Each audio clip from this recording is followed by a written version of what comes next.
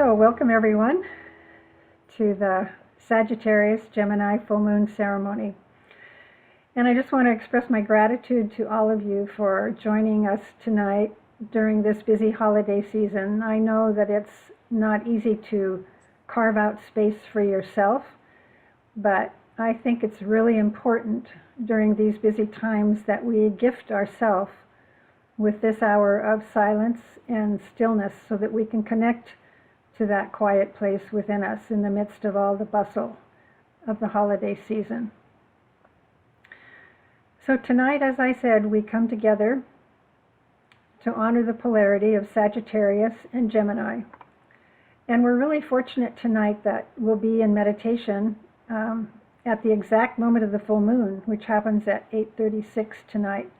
So hopefully I'll be done talking in time for us to sit in the silence there during that exact moment. So let's begin like we always do with our alignment. So if you'll close your eyes, please.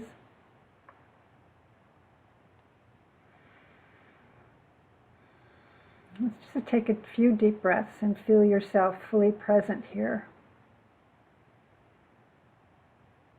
Settling down from all the busyness of the day.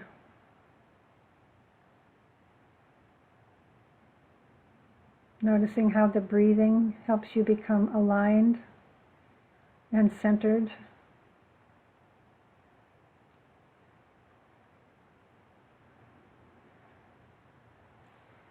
And as we gather together tonight, let us imagine ourselves sitting in a sacred circle, perhaps around this beautiful altar. And let our intention be to create within this circle a positive energy field of light and love.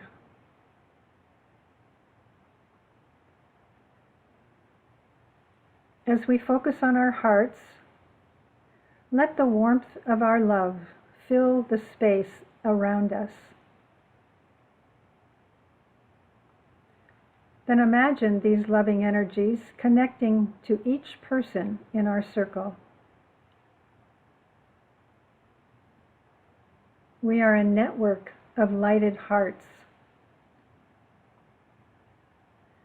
Now send this love light into the center of our circle, where it forms a vortex of magnetic energy.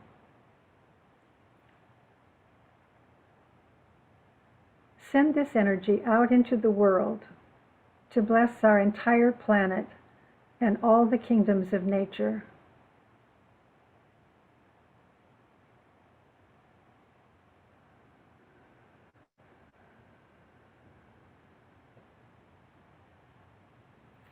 Slowly now, breathe this energy back into your own body.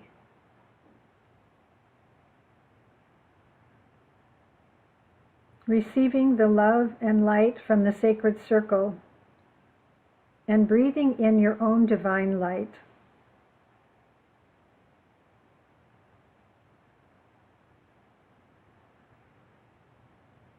Let's sit for a few moments in the glow of your own sacred brilliance.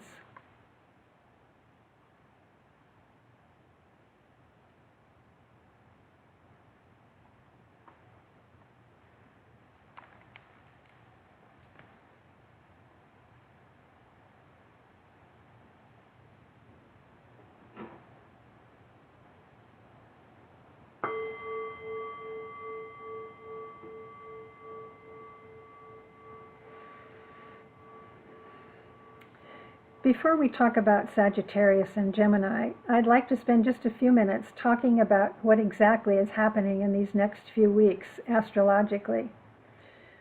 For those of you who understand astrology, this might be very meaningful, but for the rest of us, I'll just try to briefly explain some of it.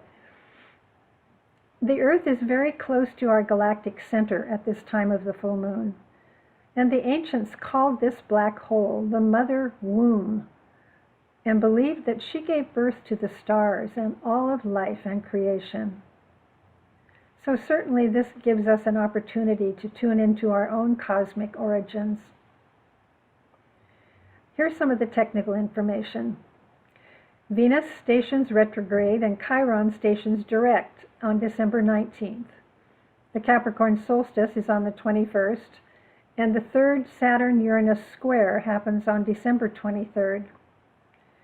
So I don't have time to go into all the details, but generally we can describe the energies as dense and complex. One aspect that will be impacted is the economy. There's a brewing turbulence in this area.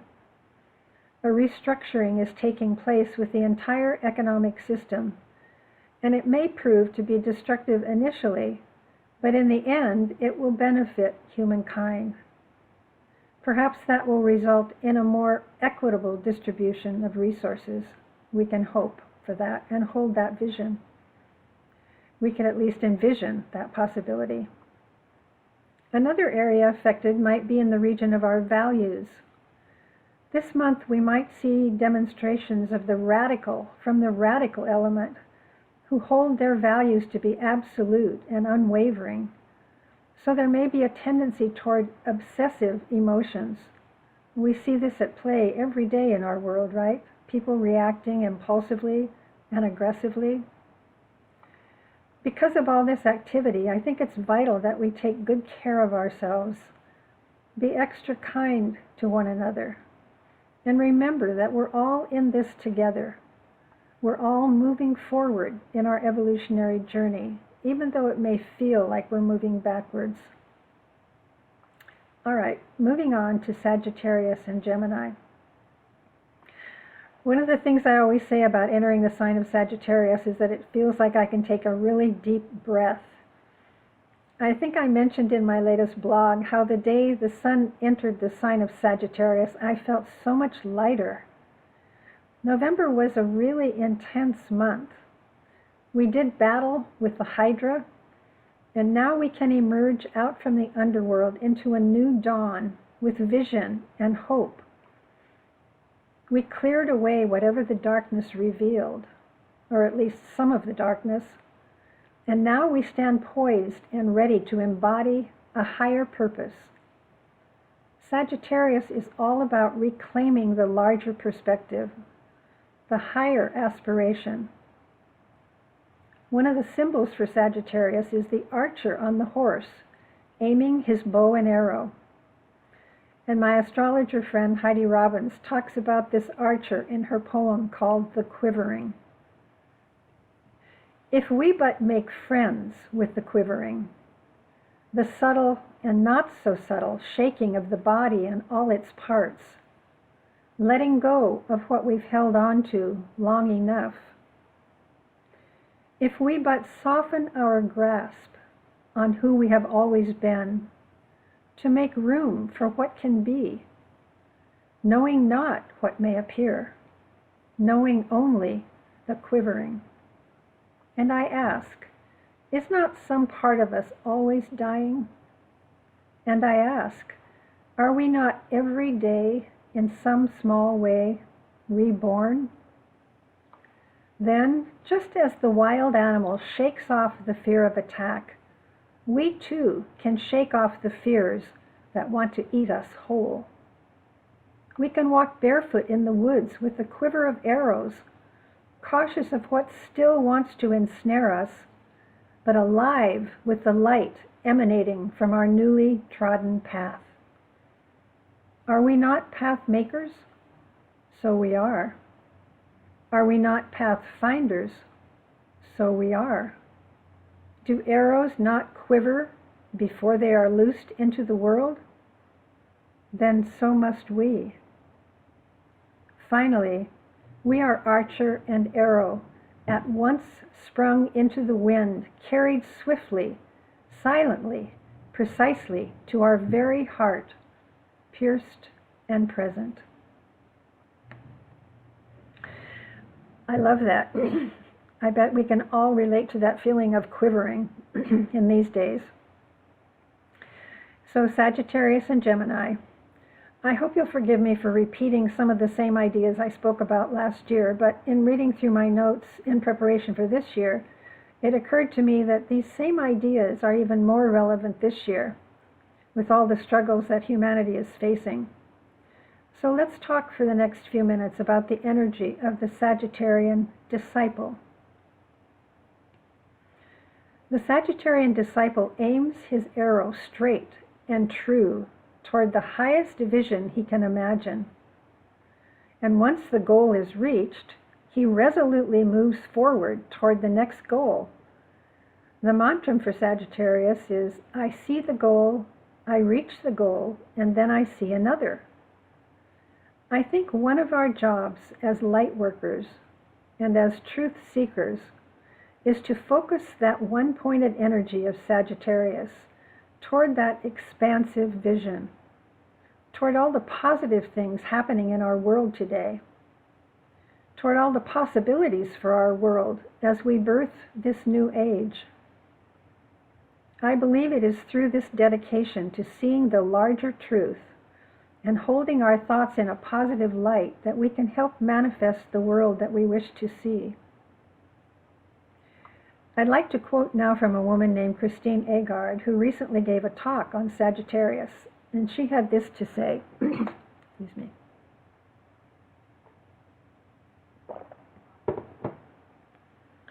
As light workers, therefore, our task is to not let the negativity of the times overcome us, to see to it that we are not drawn into the vortex of fears and pessimism which surrounds us.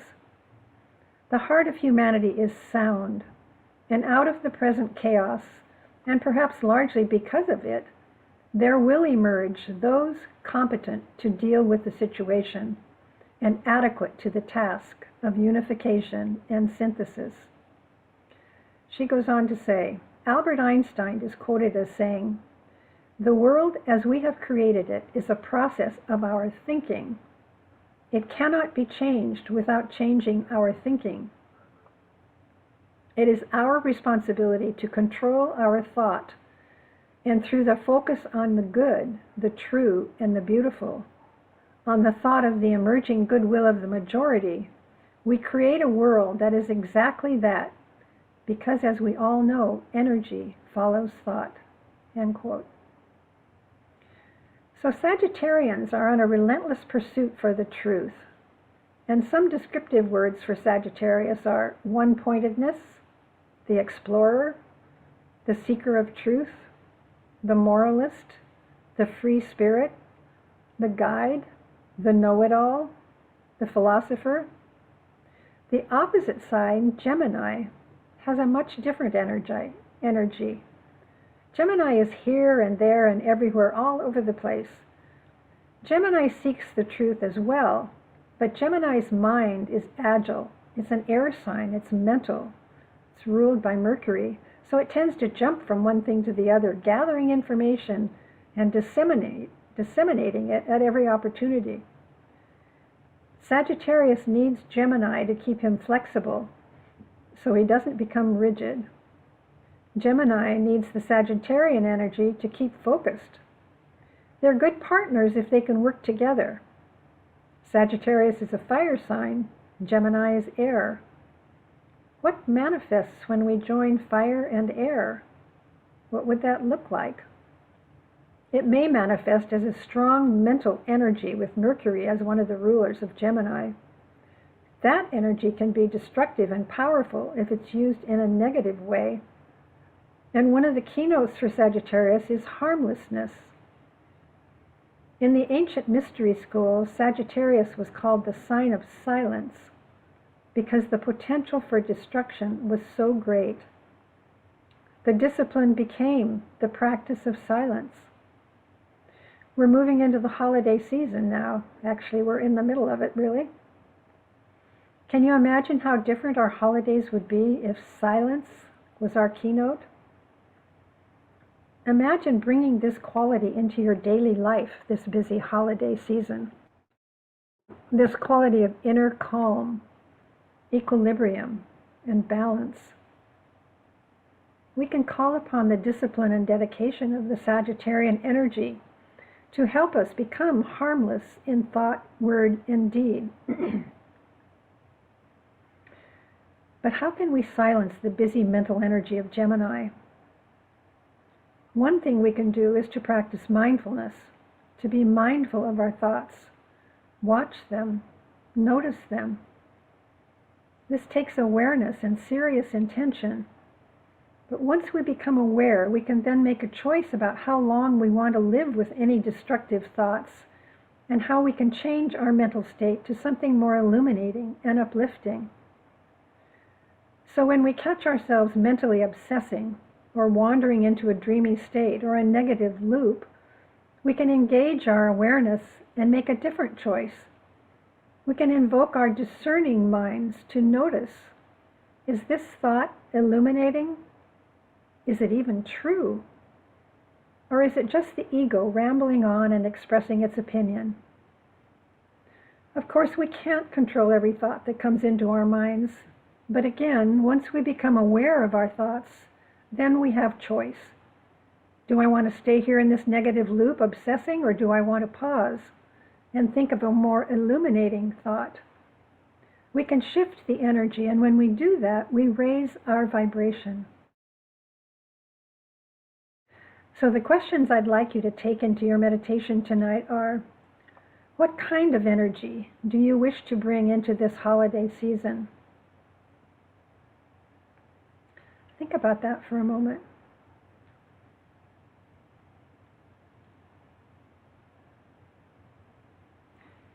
See if you can bring that energy into your body right now.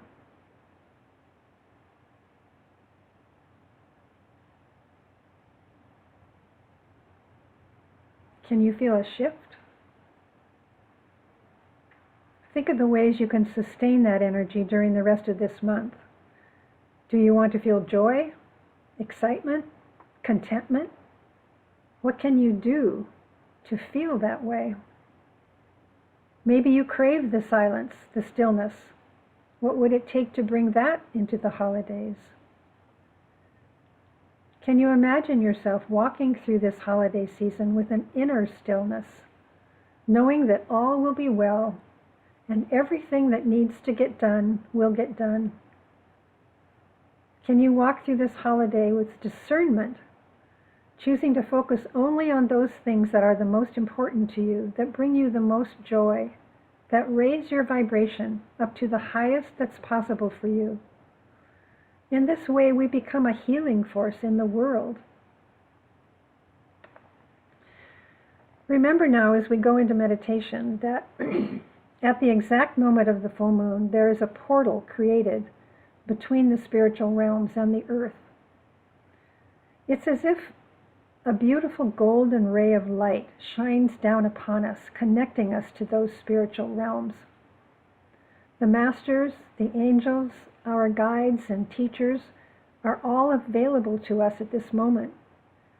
They are gazing down upon us, and we can reach upward towards them, invoking their presence and asking for their wisdom. So we'll be in silence now until I ring the bell, and I'll ring the bell twice, once at the exact moment of the full moon, and once when we are ready to close. So let's begin.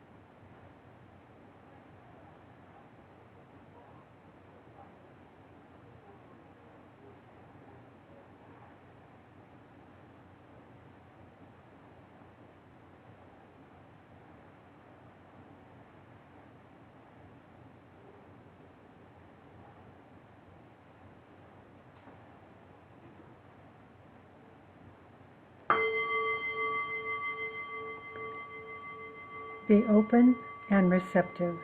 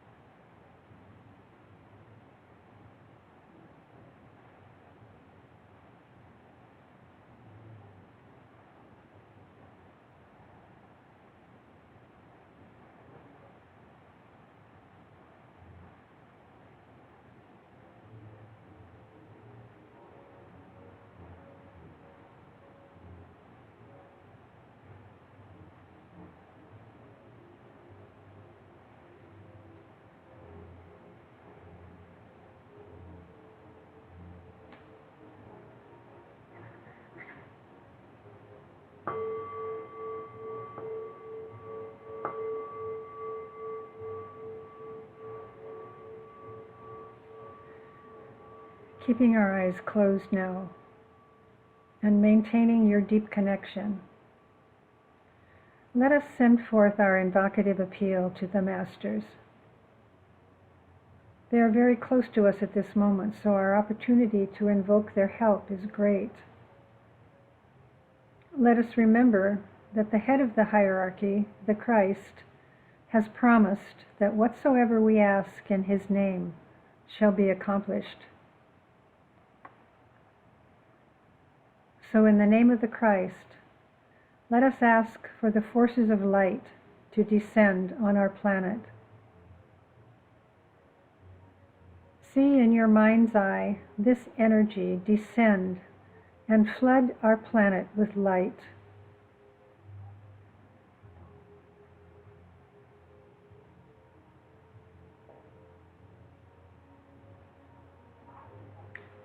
Imagine this energy magnetizing the will to good within the hearts of people everywhere. Let us ask the great ones to impress upon the leaders in our country those great ideals and ideas that are based on a worldview of inclusivity and cooperation. Let the vision of brotherhood and sisterhood be realized. Let us hold a vision of a world at peace, of a world where resources are shared, and where we recognize the divinity within everyone. Let us call forth the forces of light to create a great unifying, protective, and defending wall of light around our planet, magnifying the good and dispelling all negativity and evil from within and without.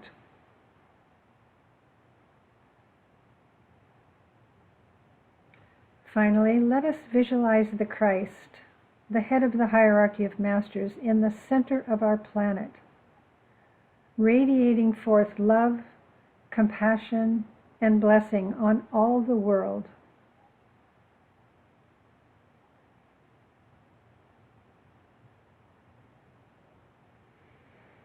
Let us work in this way, aligning ourselves with the forces supporting the evolution of humanity.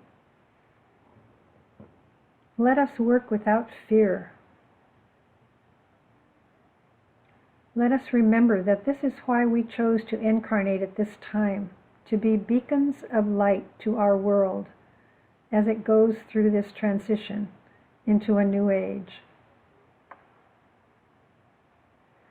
Radiance are we, and power. We stand forever with our hands stretched out, linking the inner world of meaning and the subtle world of glamour. We reach into the light and bring it down to meet the need. We reach into the silent place and bring from thence the gift of understanding. Thus with the light we work and turn the darkness into day.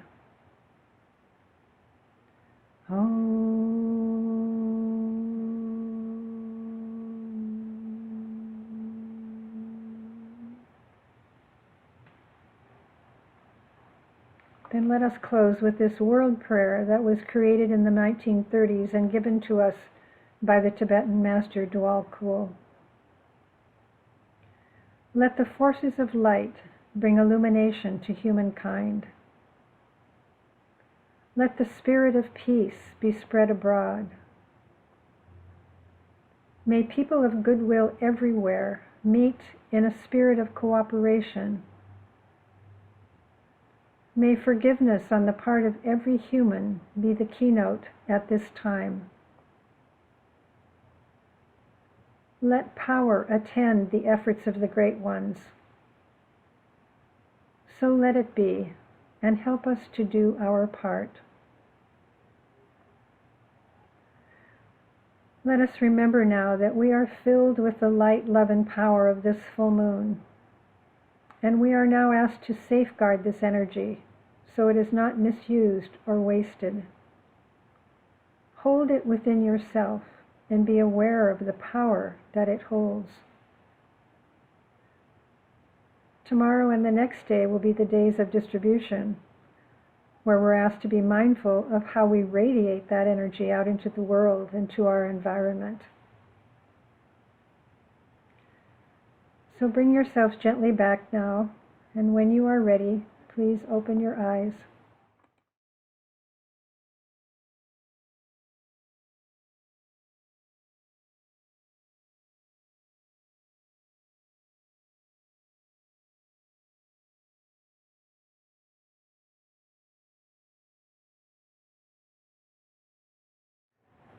So I'd just like to remind you that the solstice is going to be happening on Tuesday. So we will be meeting for a Zoom ceremony at 7:30. And it's going to be fun. I'm not going to talk very long about the solstice, but I do want to